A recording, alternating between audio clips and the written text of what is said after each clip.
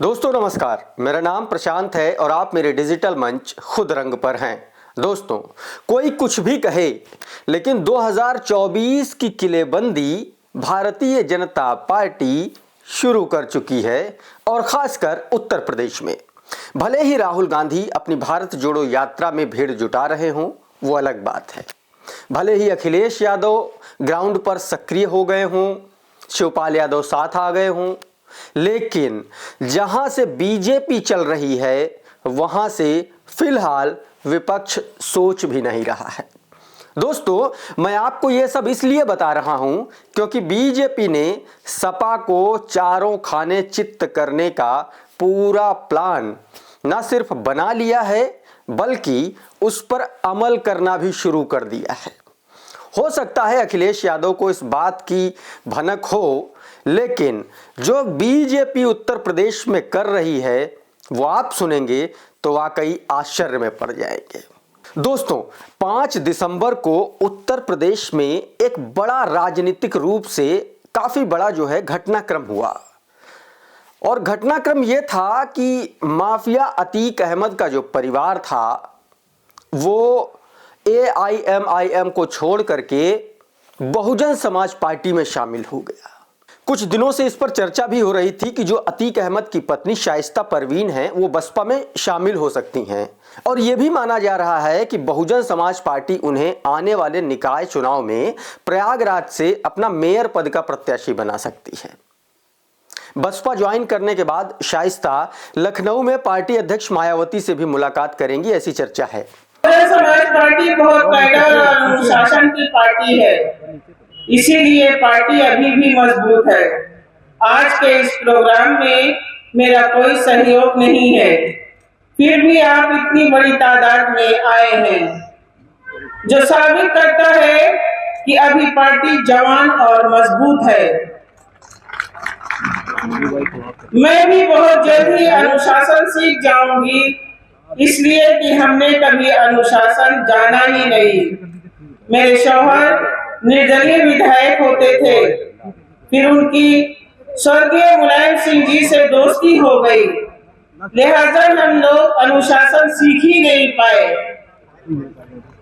लेकिन अब बहुजन समाज पार्टी के अनुशासन पर चलेंगे और आप भी समय समय पर हमको राय देते रहेंगे। यानी पहली नजर में तो यही समझ में आता है कि मायावती मुसलमानों के आसरे बसपा की चुनावी नाव पार लगाना चाहती हैं, क्योंकि इससे पहले पश्चिम यूपी के बड़े मुस्लिम चेहरे इमरान मसूद ने बसपा ज्वाइन की थी। उससे थोड़ा सा और पीछे जाइएगा तो आप आजमगढ़ का लोकसभा उपचुनाव देख लीजिए, वहां से आपको बसपा की रणनीति समझ में आएगी, क्योंकि बसपा ने वहां से समाजवादी पार्टी के उम्मीदवार के सामने मुस्लिम चेहरा गुड्डू जमाली को चुनाव लड़वाया था। इस चक्कर में सपा का मुस्लिम वोट बट गया और बीजेपी के दिनेश लाल यादव निरहुआ चुनाव जीत गए थे। यानी कहीं ना कहीं मायावती सपा के मुस्लिम वोट बैंक में सेंधमारी की कोशिश बड़ी तेजी से कर रही हैं। लेकिन दोस्तों, क्या खबर सिर्फ इतनी भर है? क्या इसमें सिर्फ बसपा का फायदा है?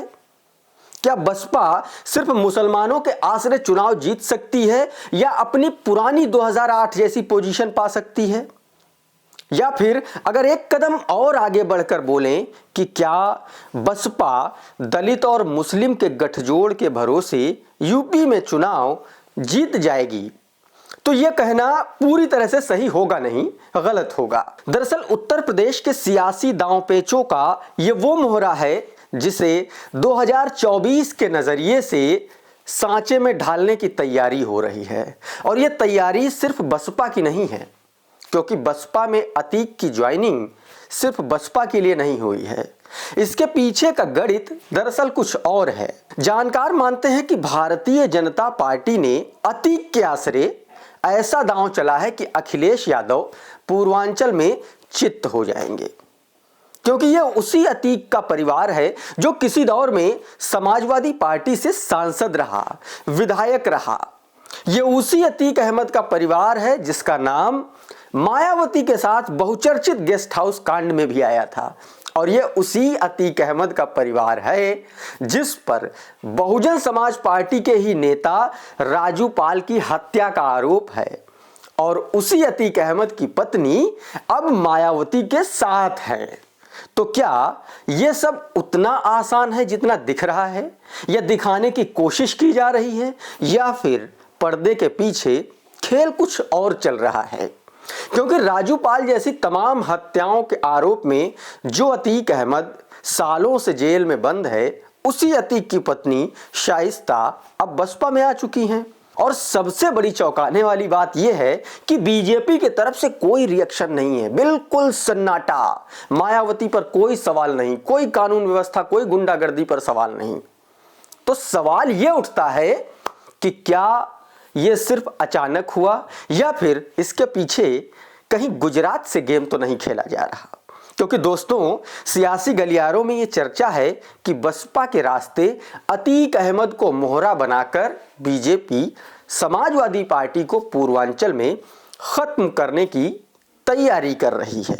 यानी बसपा में अतीक अहमद परिवार की एंट्री इसलिए हुई कि पूर्वांचल का मुस्लिम वोटर बसपा और सपा में बंट जाए, ताकि भारतीय जनता पार्टी का रास्ता साफ हो सके। दोस्तों, ये सवाल इसलिए उठ रहे हैं क्योंकि अतीक अहमद और मुख्तार अंसारी के मामले में अगर आप बीजेपी का रवैया देखेंगे, उसका स्टैंड देखेंगे, तो दोनों के मामले में एकदम अलग दिखता है। वही बीजेपी मुख्तार अंसारी को पंजाब की रोपड़ जेल से यूपी में शिफ्ट कराने के लिए बवाल काट देती है, हंगामा मचा देती है, एम्बुलेंस और पता नहीं क्या क्या ले आती है पिक्चर में। लेकिन उसी बीजेपी का स्टैंड अतीक अहमद के मामले में एकदम उल्टा है, एकदम अपोजिट है।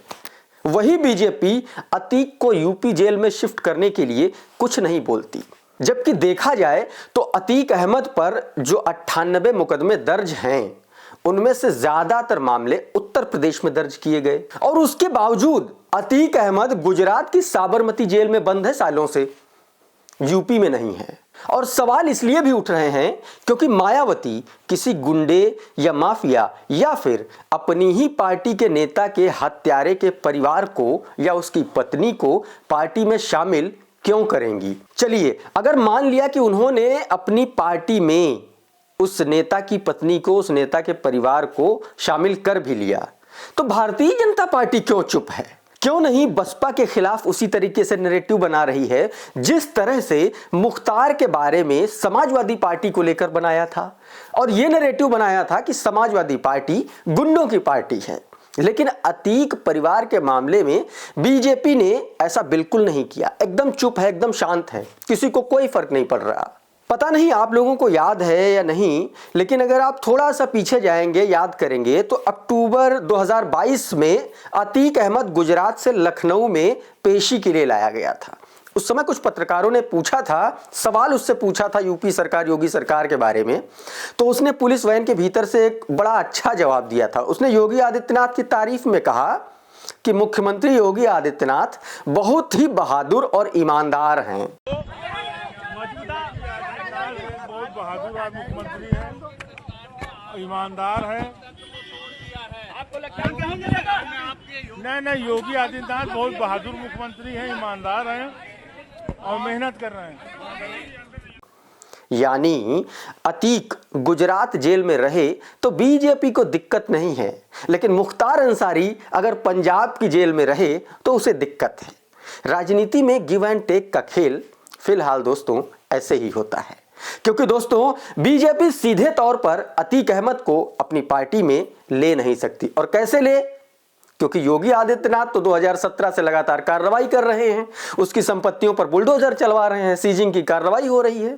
इसीलिए सवाल उठ रहे हैं कि कहीं पूरे गेम के पीछे भारतीय जनता पार्टी का हाथ तो नहीं है, क्योंकि पूर्वांचल में बड़े मुस्लिम चेहरे का बसपा में शामिल होने का फायदा बसपा को मिले या ना मिले, लेकिन समाजवादी पार्टी को नुकसान जरूर होगा, और सपा के नुकसान का सीधा फायदा भारतीय जनता पार्टी को मिलेगा।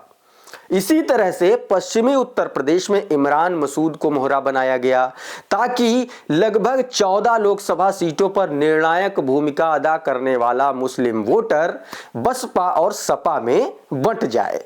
दोस्तों, पश्चिमी उत्तर प्रदेश ये वही क्षेत्र है जहां 2019 के लोकसभा चुनाव में बीजेपी काफी कमजोर साबित हुई थी। यानी आप इसे ऐसे देखिए, एक तरफ सपा अपनी गुंडा पार्टी छवि को ठीक करने के लिए जिन नेताओं से दूरी बना रही है, उन्हीं नेताओं के आसरे बसपा के माध्यम से भारतीय जनता पार्टी कैसे सपा के मुस्लिम वोट बैंक में सेंध लगा रही है।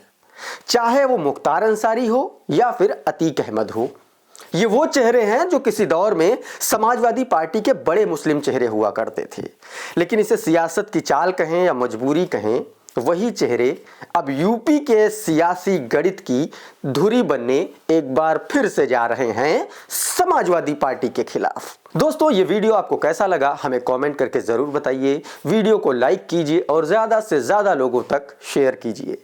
अगर आपने हमारा चैनल अभी तक सब्सक्राइब नहीं किया है तो फौरन कर लीजिए और हाँ, बेल आइकन दबाना ना भूलिए। अगर ये वीडियो आप फेसबुक पेज पर देख रहे हैं तो वहां हमें फॉलो कर लीजिए। बहुत बहुत धन्यवाद।